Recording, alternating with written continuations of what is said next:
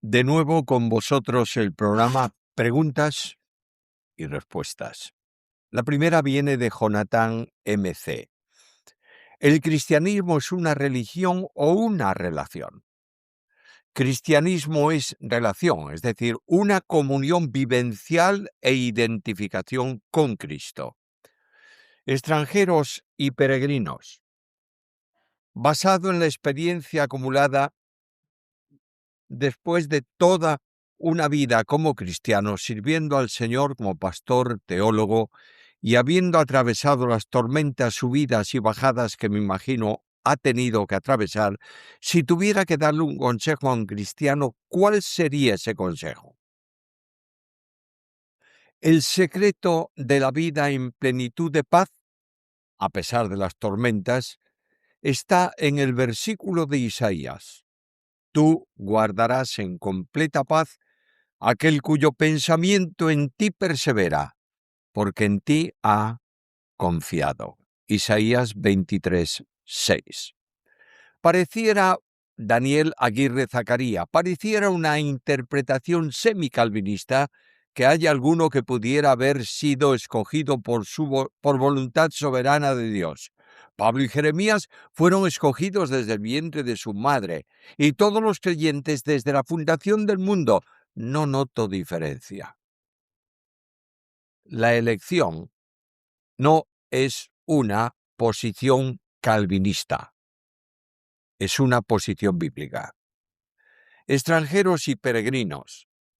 En el mundo globalizado en que vivimos, donde todo está conectado y lastimosamente está sucediendo que el relativismo, la superficialidad y mucha ignorancia están en gran parte de las congregaciones, donde lo que se busca es caer bien, principalmente en iglesias neoevangélicas, donde ya no se sabe ni qué es lo que enseñan.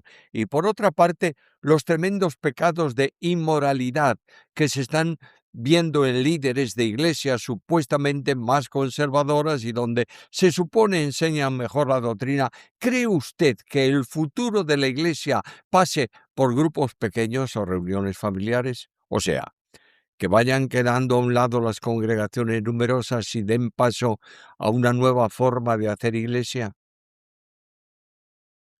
La única forma de hacer iglesia es ajustarse a lo que enseña la Biblia, especialmente en Hechos de los Apóstoles, perseverar en la doctrina, en la comunión, en el partimiento del pan y en las oraciones. Eso puede darse hoy en una iglesia de 20 miembros y en una de 3.000.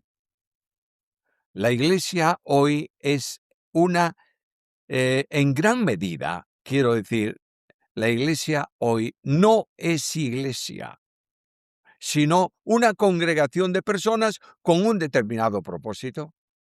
La actualización de la iglesia para ajustarla al tiempo y llenarla de concurrentes es lo más antibíblico que existe.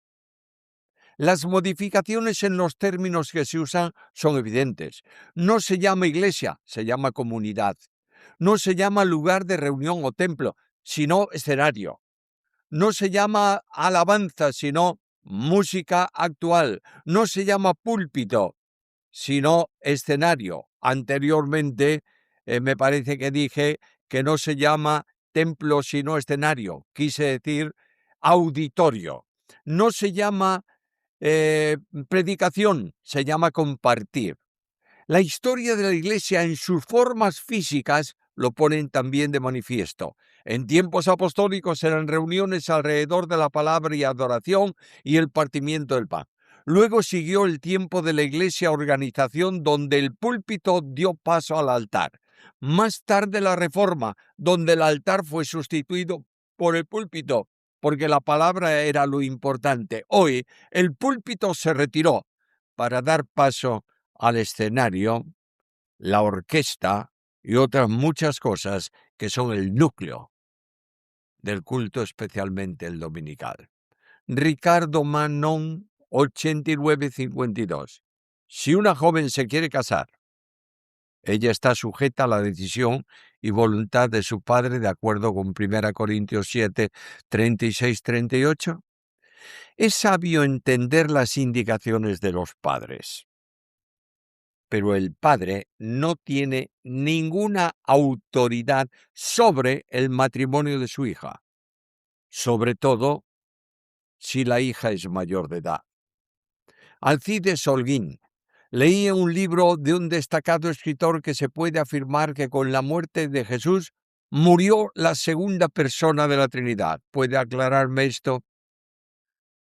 Amigo Alcides, hermano querido, tú tienes la respuesta. ¿Puede morir Dios? Dios no muere. Por tanto, ninguna persona divina puede morir, pero no es menos cierto que, aunque murió Jesús, el hombre, este era la naturaleza humana del Verbo encarnado en quien subsiste. No podemos decir que Dios muere, pero tenemos que afirmar que quien moría en la cruz era Dios, por medio de su naturaleza humana, porque Jesús de Nazaret es Dios manifestado, bendito por los siglos de los siglos. María. En Hechos 23, 12, 13 habla de que los judíos no comerían ni beberían. ¿Era ese un tipo de ayuno? Pregunto por cuanto ellos eran judíos y conocían el ayuno. Y si no era ayuno, ¿qué nombre recibía lo que hacían? El texto bíblico te dice lo que era. Tramaron un complot y se juramentaron bajo maldición, diciendo que no comerían ni beberían hasta que hubiesen dado muerte a Pablo. ¿Eso es motivo de ayuno? Por tanto, la idea no es de ayunar, sino una afirmación de la decisión malvada de matar a Pablo, comprometiéndose firmemente a hacerlo y afirmando que no comerían ni beberían hasta que lo hubieran hecho. Pablo Valencia, ¿cuál es el origen de los demonios o ángeles caídos? La Biblia lo enseña claramente, que de los ángeles en la caída de Satanás, éste arrastró consigo la tercera parte de ellos. Apocalipsis 12:4. Pablo habla de huestes de maldad y Jesús expulsó fuera demonios, que son espíritus caídos. El Apocalipsis habla del lanzamiento al fuego eterno del diablo y sus ángeles. Mateo 25:41. También se habla de la lucha del dragón y sus ángeles. Apocalipsis 12:7. Se enseña que el diablo y sus ángeles serán arrojados al lago de fuego. Apocalipsis 12:9. Carrillo House Melody. Quiero que hable un poco sobre la impasibilidad de Dios según la teología clásica. Esto se debe a que a lo largo del pensamiento cristiano han surgido otros teólogos que sugieren una revisión moderna, como los ya conocidos Jürgen Moltmann y Karl Barth, entre otros más actuales, porque no les hace sentido que la ira y el arrepentimiento expresados por Dios solo sean un lenguaje antropopático. ¿Cómo ve este tema? Sé que será difícil entrar en detalles por el tiempo y la complejidad, pero de antemano muchas gracias. La impasibilidad de Dios es un concepto teológico que se refiere a la idea de que Dios no experimenta pasiones, emociones o cambios internos de la manera en que los seres humanos lo hacen. En otras palabras, Dios es visto como completamente inmutable y perfecto, y por lo tanto no puede ser afectado por sufrimiento, ira, alegría, tristeza u otros estados emocionales que impliquen variabilidad o dependencia externa. La idea proviene principalmente de la filosofía griega clásica, especialmente de Aristóteles, y fue adoptada por teólogos cristianos como Agustín de Hipona y Tomás de Aquino.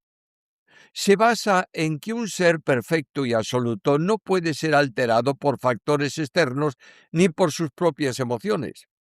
La impasibilidad está estrechamente ligada a la inmutabilidad de Dios. Es decir, Dios no cambia con el tiempo. Si Dios cambiara, según sus emociones o las acciones humanas, no sería perfecto ni plenamente autosuficiente. Algunos teólogos modernos critican la impasibilidad porque podría hacer que Dios parezca distante o insensible al sufrimiento humano. Se trata todo ello de una alta dosis de filosofía y no de Biblia. Rever Kraft. Mi hija de 9 años me dice que le pregunte a usted por qué Jesús no andaba con mujeres como discípulas. Pero hay películas o series que Jesús sí pone a mujeres y andaban cerca de Jesús a los lugares que iba, pero la Biblia no lo aclara. Agradezco su respuesta.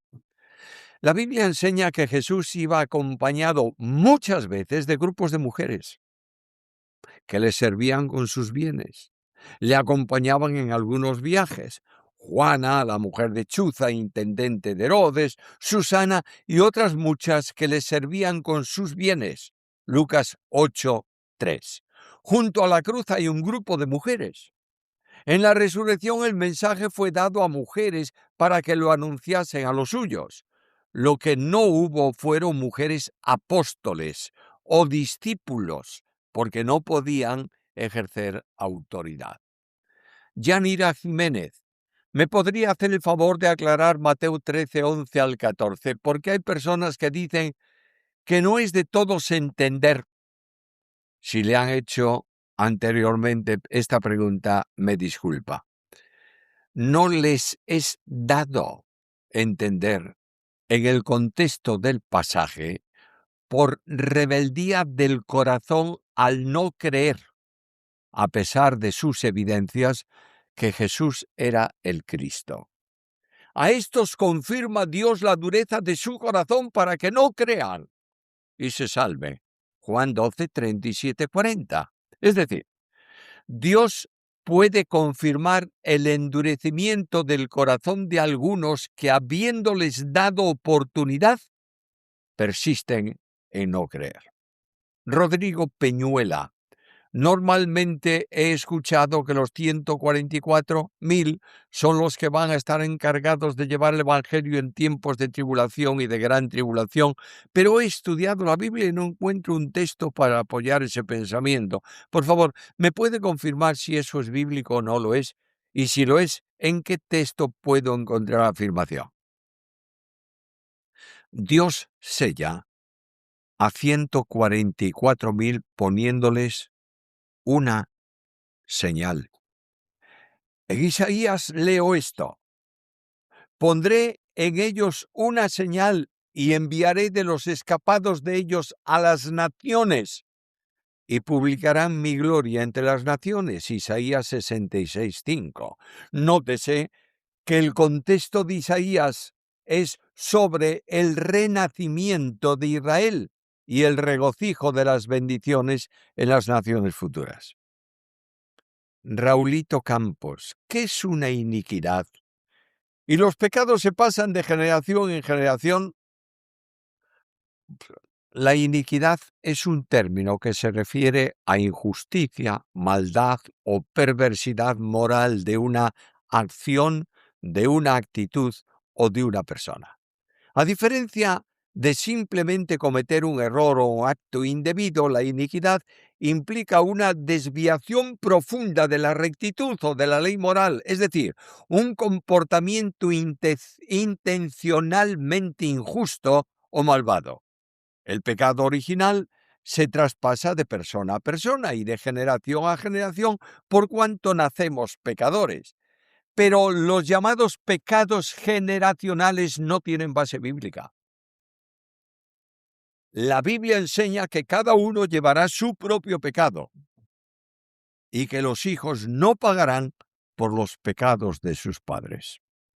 Ángela Silva, Romanos 1:16, porque no me avergüenzo del Evangelio, donde quiero poner énfasis es en la palabra no me avergüenzo.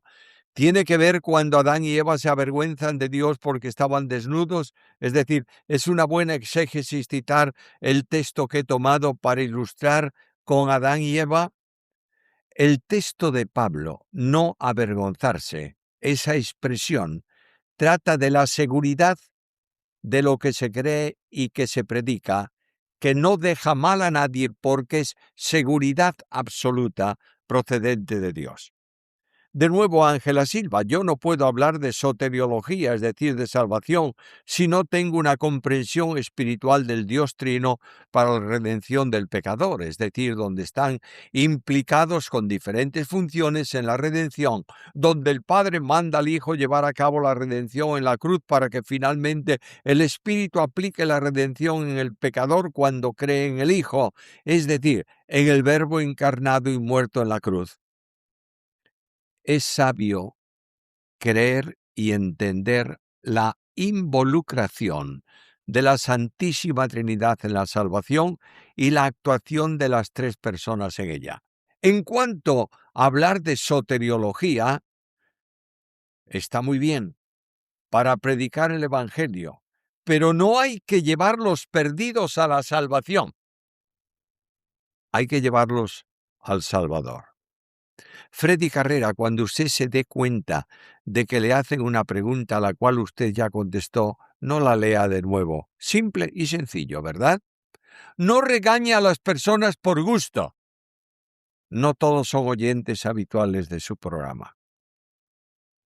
Estimado Freddy, me doy cuenta que no me conoces, ni tampoco a los que colaboran en este canal. Toda pregunta recibida es contestada. Yo no regaño a nadie. Simplemente les indico que las preguntas que hacen ya se hicieron. Y les digo que ya se contestaron antes, pero eso no es regañar. Es simplemente hacer manifiesto una realidad. Samuel Burod, ¿qué es el dispensacionalismo? ¿Algo incorrecto? Ya que he visto mucho revuelo acerca de eso. Dispensacionalismo es una posición teológica sustentada por el sistema interpretativo dispensacional. Por consiguiente, no es incorrecto, como algunos lo califican apelando a la historia, a la filosofía, etcétera, etcétera. Robert Kraft, el motivo por el cual el río Éufrates se está secando es cumplimiento de Apocalipsis 6:12, es señal de que se acerca el arrebatamiento. No tengo idea de que se está secando el Éufrates, pero no es cumplimiento profético alguno, porque a lo que te refieres ocurrirá en el tiempo de la última semana de Daniel y será un prodigio de Dios. Irene Oliva en Juan 19:29, ¿por qué o para qué el vinagre? Los romanos solían ofrecer a los crucificados una bebida de vinagre mezclado con agua o mirra, llamada posca. Esto tenía un efecto analgésico leve, ayudando a calmar la sed y a aliviar un poco el dolor extremo, aunque no se eliminaba el sufrimiento. También podía reducir la deshidratación de alguien que en un estado crítico tenía que beber algo contundente para rehidratarse. Para los soldados romanos el vinagre era una bebida común, ya que era barata y desinfectante. De modo que quienes los crucificaban podían beber vinagre mezclado con agua durante la labor, sin relación directa con la tortura de los condenados. Jesús dio por terminada la obra redentora cuando le dieron a beber vinagre. Última pregunta para el programa de hoy, siglo XVI. ¿Qué opina sobre el panorama de la Biblia? Curso de estudio de Alfred Thompson Eide. No conozco el libro. Amigos,